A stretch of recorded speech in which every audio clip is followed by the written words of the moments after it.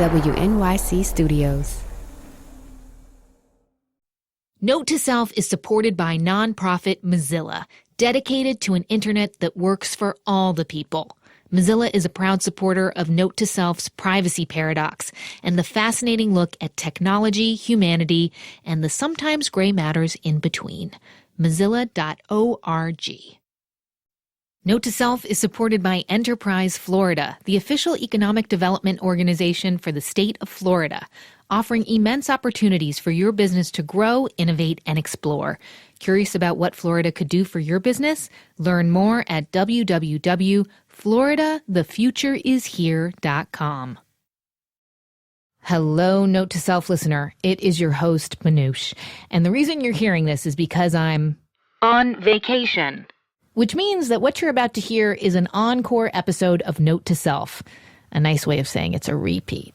But hey, we only re-release our absolute favorites. So please enjoy this episode again, or maybe enjoy it for the very first time if you're new to the show. And while you're here, please subscribe to Note to Self, because we'll be back with something brand new really soon. From WNYC, I'm Manoush Zomorodi, and this is Note to Self, the tech show about being human. We get a little salty in this episode. We do lots of bleeping, but if you don't feel like explaining to the little person next to you what we're bleeping, then just skip this one and save it for a really boring trip to the grocery store. I like knowing if it's going to rain today. I like being able to find out right away what the origin of the word angst is.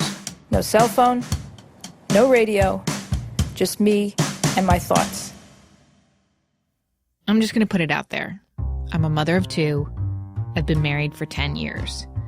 And so I can talk about apps like OkCupid or Snapchat or Instagram feeds like Tinder Nightmares, but I don't actually use them myself. And yet, I totally recognize that apps like this and accounts like this are completely changing the way that people meet, how they create their relationships, whether or not they stay together, what happens when they don't stay together. And that, I think, is really worth the conversation. But it's not going to be me having the conversation today. My producer, Jen Poyant, you met her a few episodes ago. She's been telling me about this hilarious feed on Instagram that she absolutely loves, and she'll show it to me every once in a while we're walking down the hall. It's called Texts from Your Ex. So these are real text messages between exes. If you've never seen it, it's just pages and pages of screenshots of these. You're going to hear some of them, some dramatic readings of them later in this episode. But here's the thing. Jen would show me these, and I felt like I didn't understand the significance, the greater significance of texts from your ex. So she said, okay, while you're on vacation, I'm going to interview the guy who founded it. And you're going to see. Hello? Hi, how are you? The guy who started it, his name is Elon Gale. He's actually a reality TV show producer. I learned so much listening to Elon and Jen dig deep into why people text each other the craziest things and why they want to share texts that they've sent or received. Everyone has an ex, and every ex will text you.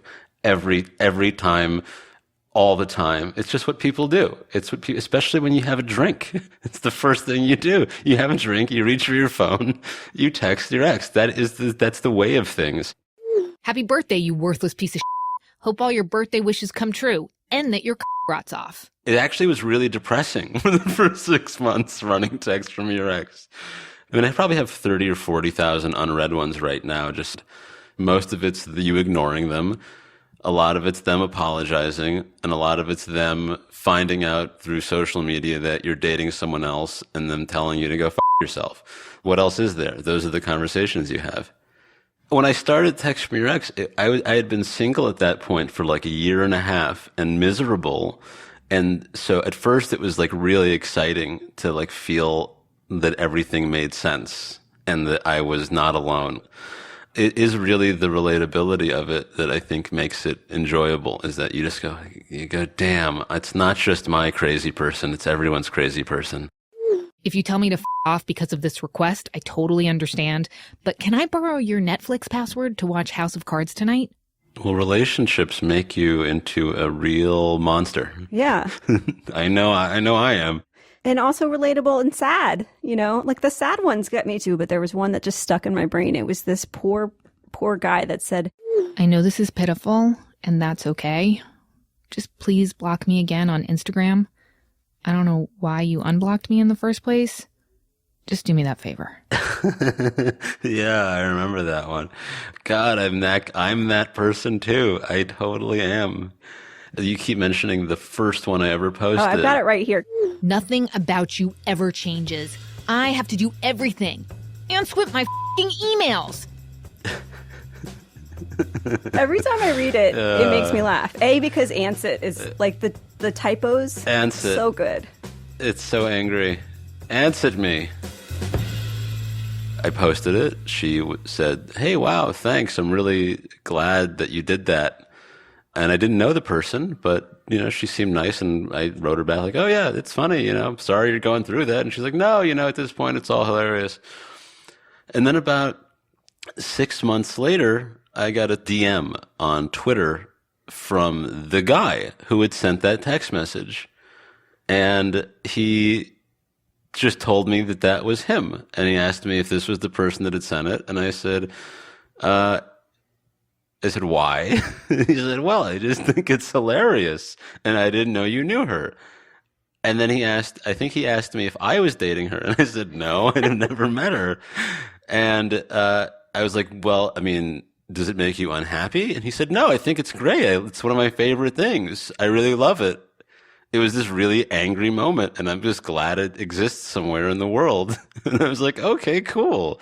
Then I wrote to her, and I was like, hey, the guy that sent you that text message a long time ago reached out to me, and he thinks it's hilarious that it's up on the site. And she said, oh, yeah, of course, I know that. And I was like, wow, it's so crazy. But people, I think, really, there's something about looking back on those text messages.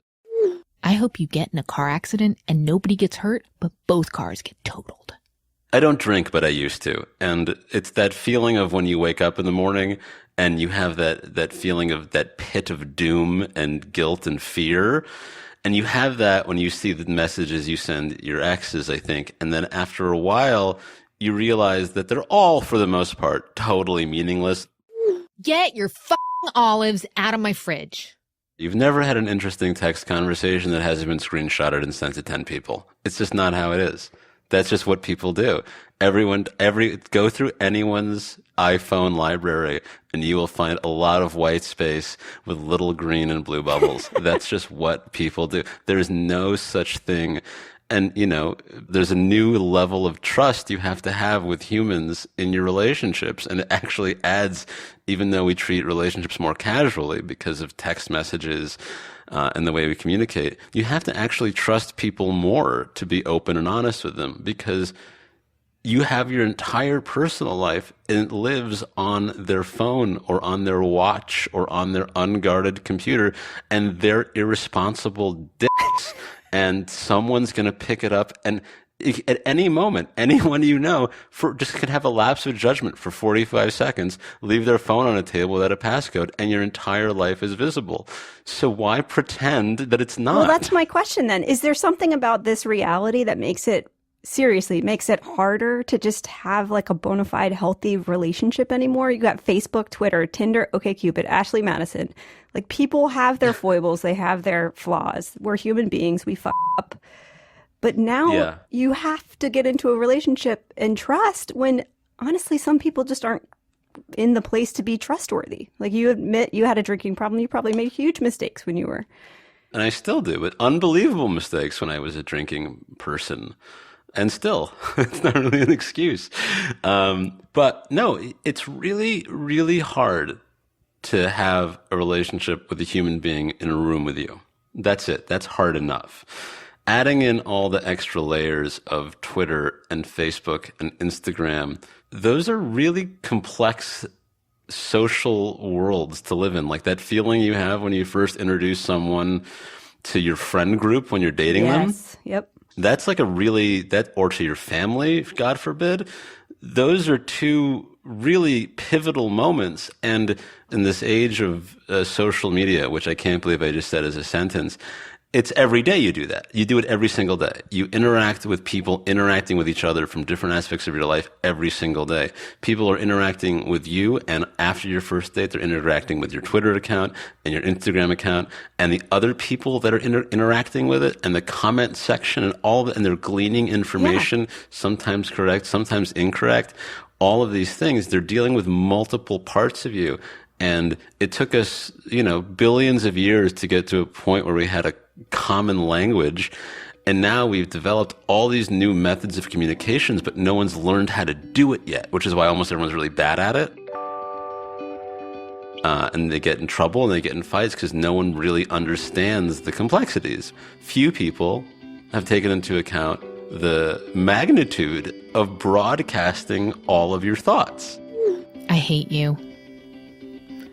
I don't know why I said that. I love you. And I think about it all the time, and I'm quite sure I haven't gotten into 10% of the actual complexities of it. I could not agree with you more. I don't think people understand the boundaries or rules yet at all. Like, do you think there are clear boundaries for this?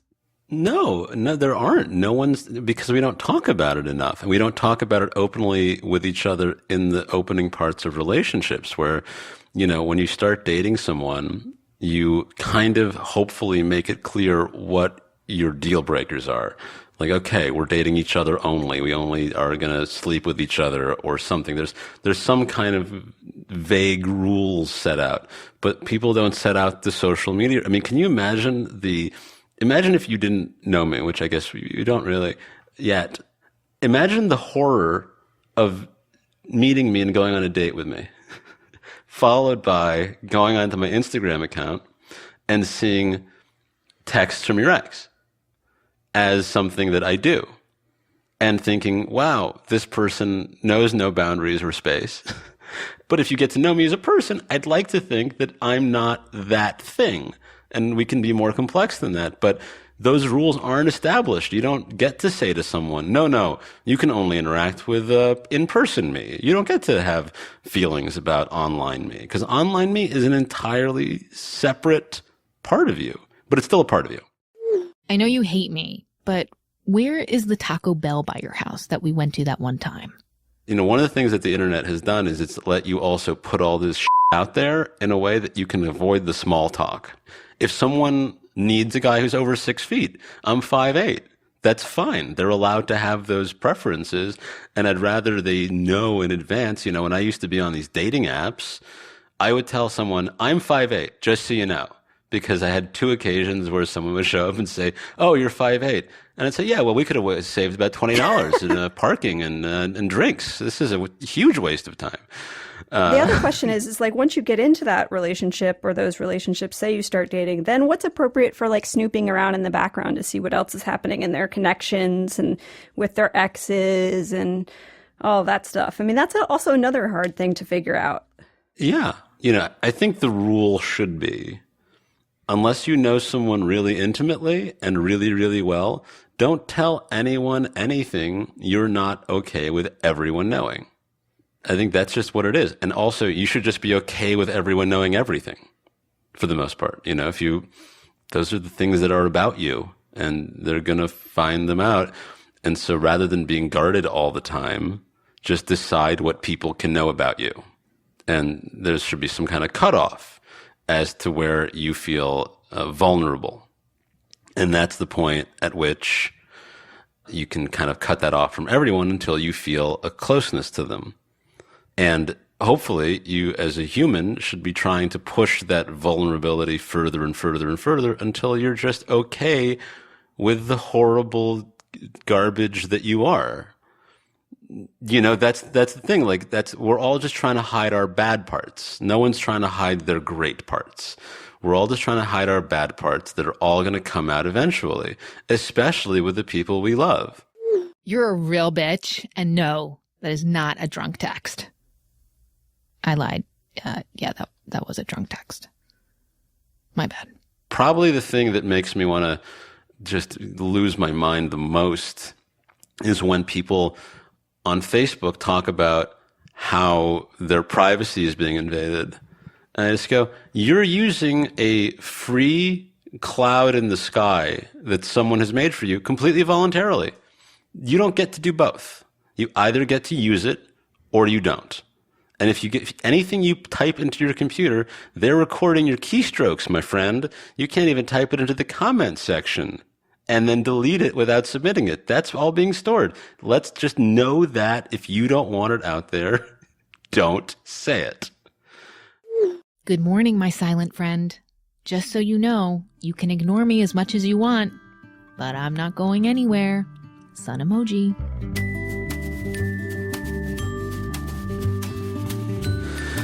I think once you say, okay, the world is just a thing that doesn't really exist, you try to laugh a little bit more. And that's what Text from Your Ex does for me. That's awesome. That's what it does for me, too. I love you. Thank you. Oh, so good. I love this conversation. Okay, when we come back, some messages from you. Note to self, listeners.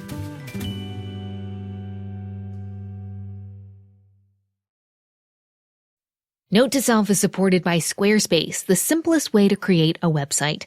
This new year, make your next move with Squarespace. Whether that's starting a business or launching a passion project, no matter what your goals are, Squarespace's award-winning templates can help you present your ideas to the world beautifully.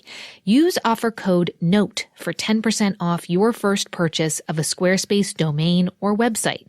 Squarespace.com. Make your next move. Make your next website. Note to Self is supported by Mozilla, makers of Firefox and champions of an internet for people, not for profit. Mozilla builds the technology and fights for policies that respect people's identity and data across the internet. Trust and control over online privacy preserves everyone's freedom to explore, transact, create, and connect together. It's what a healthy internet is all about. To learn how you can stay safe and secure online, visit mozilla.org/online privacy. Hey, what's up? I'm Jessica Williams. And I'm Phoebe Robinson. And we are back this spring with an all-new season of our hit podcast, Two Dope Queens, from WNYC Studios. It's comedy, it's conversation with your fave celebs. It's me and Jess telling trife stories about my bottle obsession. Ugh, gross, dude. Why are you even bringing that up right now? Anyway, this season you'll hear from John Hamm, Carrie Brownstein, Tig Notaro, Gabrielle Union, and more. Ooh, my pits are sweating just thinking about Cool it. down, girl. Come on over to Two Dope Queens, wherever you get your podcast. And Bono, call me.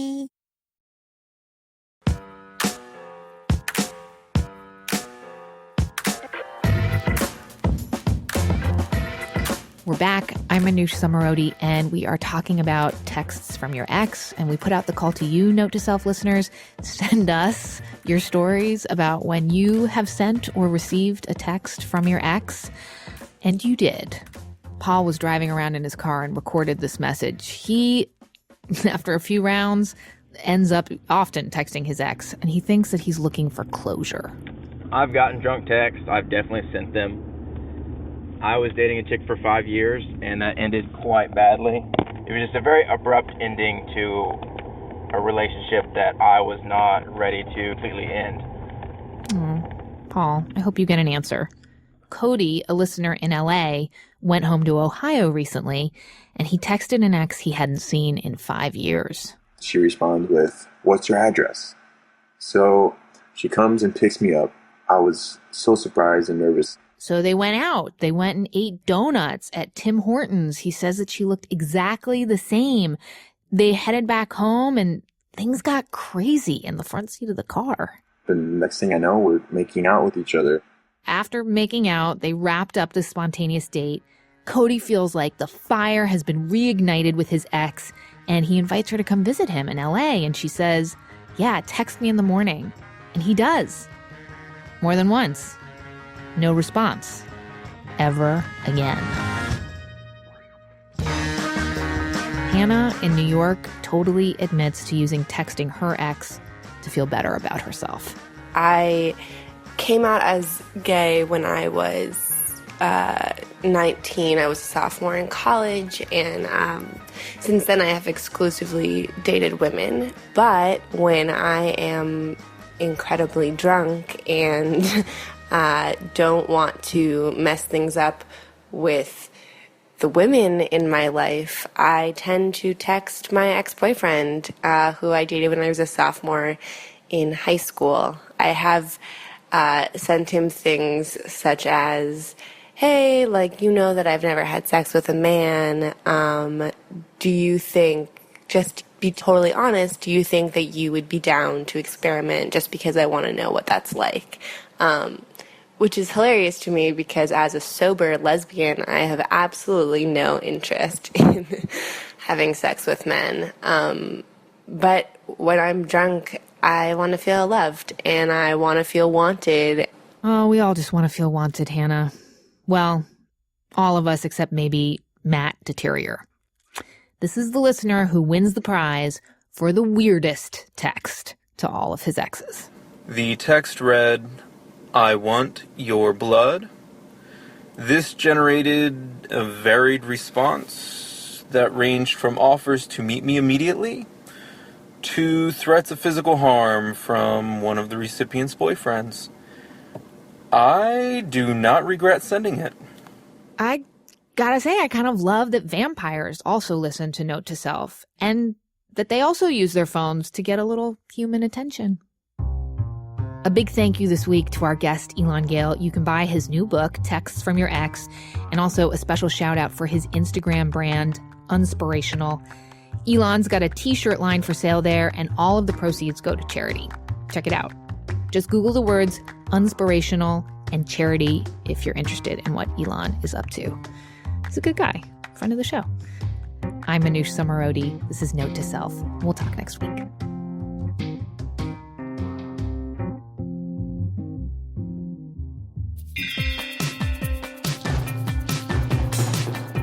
Thank you so much for listening to this encore episode of Note to Self. You can talk to us anytime by sending us an email or a voice memo at notetoself@wnyc.org. Tell us what you'd like to hear us cover, or just reach out and tell us what's on your mind. We're on Twitter and Facebook at Note to Self. And please check out more episodes on iTunes or wherever you like to listen to podcasts, or at notetoselfradio.org. For now, I'm Manoush Zomorodi, and I'm trying to unplug. Talk soon.